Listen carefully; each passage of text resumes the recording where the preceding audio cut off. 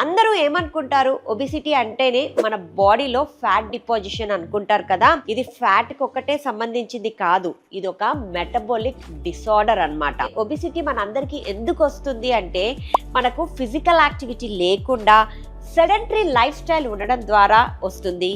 దాంతోపాటు high calorie ఫుడ్స్ని అంటే మన refined carbohydrates, bakery items, processed ఫుడ్స్ని ఎక్కువ శాతం తీసుకోవడం ద్వారా కూడా మన బాడీలో ఫ్యాట్ డిపాజిషన్ ఎక్కువగా అయిపోతుంది. అండ్ దాంతోపాటు హార్మోనల్ ఇంబ్యాలెన్స్, మన బాడీలో ఎన్నో హార్మోన్స్ ఉంటాయి, ఇన్సులిన్, కార్టిసాల్, ఈస్ట్రోజన్, ప్రొజెస్ట్రాన్, ఇలా చాలా హార్మోన్స్ ఉంటాయి.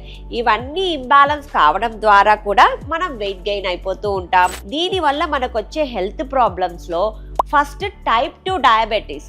ఇప్పుడు మన ఇండియా డయాబెటీస్కి ఒక పెద్ద క్యాపిటల్ లాగా మారిపోయింది. ప్రతి ఒక్కరింట్లో ఒక డయాబెటిక్ పేషెంట్ అయితే ఉన్నారు కదా.